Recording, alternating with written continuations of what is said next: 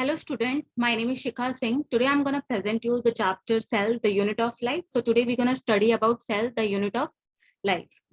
Okay. Okay. So first question which comes in our mind, that what is cell? So question that comes in our mind when we start this chapter, that what is cell? So cell is the structural and the functional unit of life. Okay. So why we are saying that is the structural and the functional unit of life? Because we are saying it as structural because see, many cells combine together to form an organism. For example, see this picture of wall. Here what is happening, that bricks are combining together to form a wall. In the same manner, an organism is formed because cells combine together to form an organism. So that's why cells combine together to form a structure. For example, brick combine together to form a wall. In the same manner, cell combine to form an organism. So that's why it is known as your structural unit, right? And why do we call it as functional unit of life? Because cell is able to perform all kind of function by its own self. That's why it is functional unit of life also, because it can perform various functions. Cell in itself can perform various functions, right? That is important for living. That's why it is known as your functional unit also. Okay. So now let's have a look on the founder. So who was the founder? Robert Hooke was the first one who discovered about the cell in 1665. So basically he observed the Koch cell, and this is the picture of Koch cell. So he observed these kind of structure and he called them as cells. So he was the first one to observe Koch cell.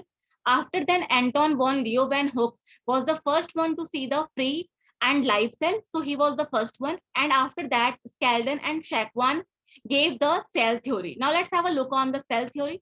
So 3 points come under it. Now let's have a look upon that. That cell is the structural and the functional unit of life. We have already discussed about that in your previous slide. Second point is that all living organisms are made up of cells. So every organisms are made up of cells. That means cells combine together to form an organism, right? And all cells arise from pre-existing cells. So all cell arise from the pre-existing cells. Okay.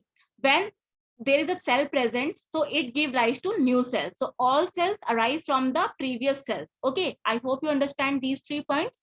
Now let's have a look on the types of cells. So we have 2 types of cells, prokaryotic cell and eukaryotic cells. So pro is something which came earlier. By seeing the word pro, you can assume that. And eukaryotic cells, which came later word. Okay.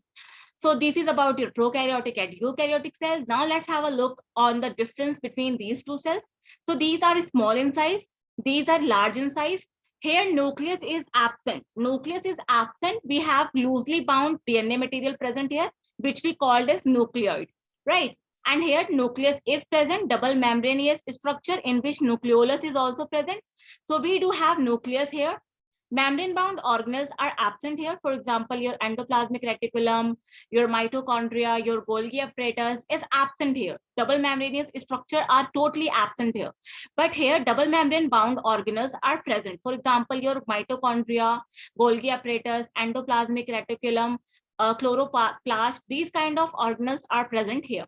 Here cell wall is usually present. Usually it is present, but here cell wall is present only in the plant cell, right? But in animal cell, it is absent. In plant cell, it is present, but in animal cell, it is absent. Here ribosomes is present and it is of 70s type. Here ribosomes is present, but they are of 80s type. Okay. Here cell division occurs due to binary fission, and here cell division occurs through mitosis. So what is binary fission?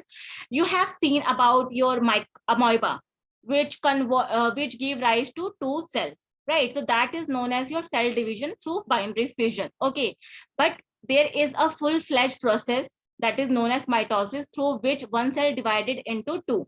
See, in both the process, cell is dividing into 2, but here it is a simpler process, that is binary fission.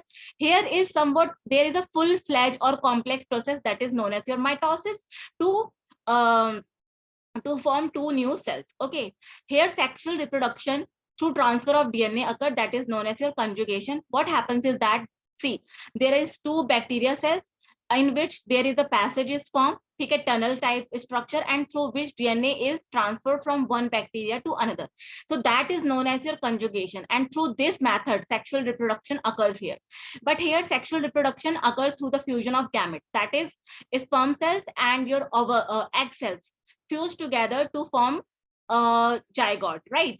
So here sexual reproduction occurs in that manner. Okay, now let's have a look on the prokaryotic cell versus eukaryotic cell structure. So see, here nucleoid is present, DNA structure is present, but it is not bounded by an organelle.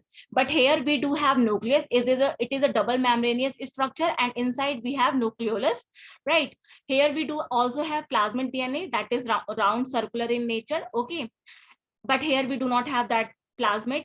And apart from that, here we do not have double membranous structure, right? Organelles, we do not have that, but here we do have your endoplasmic reticulum, Golgi apparatus, mitochondria. So we do have these kind of structures here. Here cell wall is present. It is the example of animal cell, so here cell wall is absent. But if we take the example of your plant cell, then we do have your cell wall present there. So this is about your prokaryotic cell, and this is about your eukaryotic cell. Here 70S ribosomes is present. Here 80S ribosomes is present. So that's all about it. Thank you.